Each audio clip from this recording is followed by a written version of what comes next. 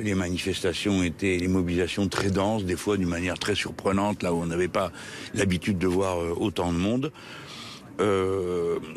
Bon, à Paris, le préfet l'allemand a organisé le désordre et la pagaille, si bien que après avoir gazé tout ce qui lui tombait sous la main, maintenant il y a des itinéraires de délestage un peu. Je ne sais pas comment tout ça va se finir. J'espère que ça se termine bien.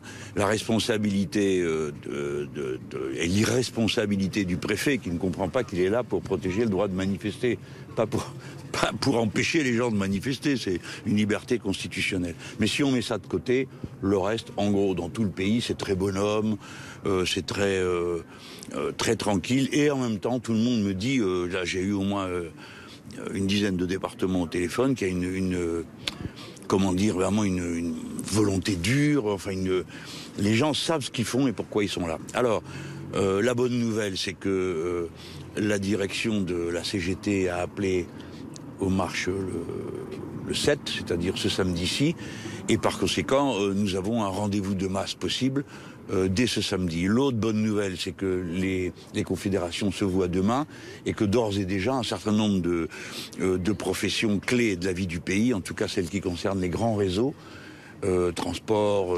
éducation, peut-être aussi le commerce, je ne sais pas encore, appellent à la reconduction de l'action. Et que la semaine prochaine, il y a à nouveau un rendez-vous commun. Donc on est entré dans un moment dense d'action et de lutte. Voilà. Et ça, c'est en quelque sorte le 5 décembre aura été cette entrée en marche de la lutte. Et je crois que de ce point de vue, c'est un événement. Le pouvoir, le régime a commis une terrible erreur, de son point de vue à lui. C'est de croire qu'il arrivera à endormir tout le monde à force de dire des choses et leur contraire.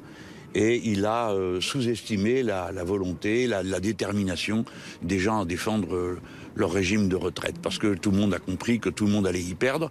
Et donc, ils se sont mis à dos tout le pays.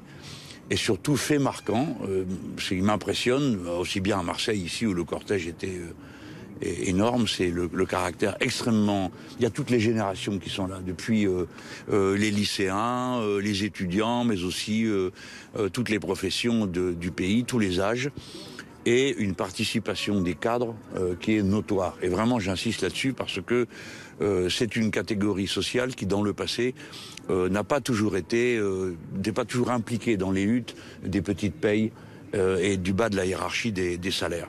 Voilà.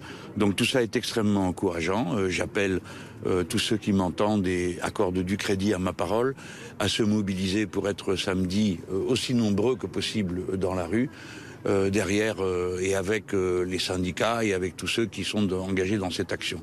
À tous les autres, les insoumis dans toutes les professions, soyez parmi les plus déterminés, les plus actifs. Faites partout où vous le pouvez des caisses de grève pour aider ceux qui vont perdre du salaire dans cette opération, de sorte que nous soyons à la hauteur de ce grand bras de fer qui vient de commencer.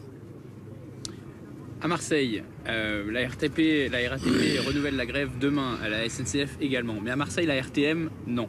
Demain, les bus vont fonctionner, les métros vont fonctionner à Marseille. C'est pourtant une ville rebelle et il y avait beaucoup de monde aujourd'hui. 22 000 selon la préfecture, c'est pas souvent qu'on a des chiffres comme ça. Alors comment vous expliquez ça Je ne me l'explique pas, nous verrons bien. Ce qui va se passer, il y aura des hauts et des bas ici et là. Hein.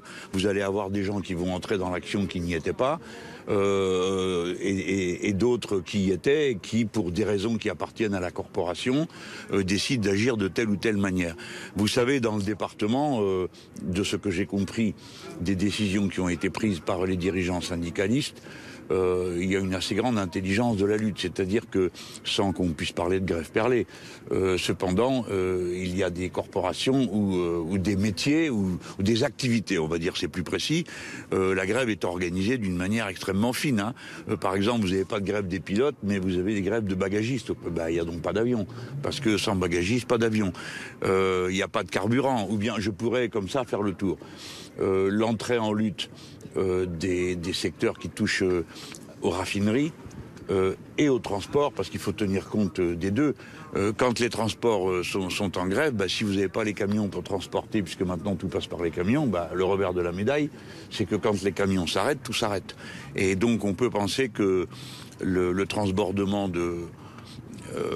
des carburants va être en difficulté. Donc je m'étonne qu'ici certains ne reconduisent pas la grève demain, mais j'en suis pas absolument surpris. Je pense qu'il y aura pratiquement tous les jours du nouveau. Hein. Voilà comment ça va se passer dans le pays, mais je suis très optimiste ce soir. Très optimiste parce que les mouvements sociaux dans notre pays ils doivent s'apprécier dans leur profondeur. Et 2 signes sont là qui nous l'indiquent. La diffusion dans tout le pays, dans tous les chefs-lieux de département, et la diffusion dans les professions. Voilà. Les taux de grève sont très élevés. Donc je pense que là, oui, c'est une mobilisation qui va être un bras de fer. C'est une grosse mobilisation, mais est-ce qu'à votre avis, Jean-Luc Mélenchon, tout ça peut durer longtemps? Parce que finalement, ça risque d'être un coup pour rien si ça dure pas. Oui, on peut toujours pronostiquer le pire, mais bon, nous allons le voir. Ce que j'ai vu aujourd'hui, c'est beaucoup de détermination.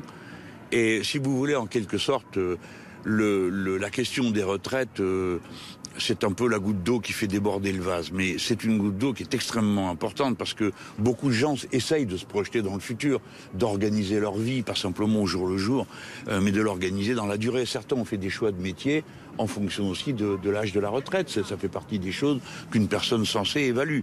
Donc tout ça est remis en cause, si bien que les gens ont vraiment le sentiment que c'est leur vie qui est là sur la table.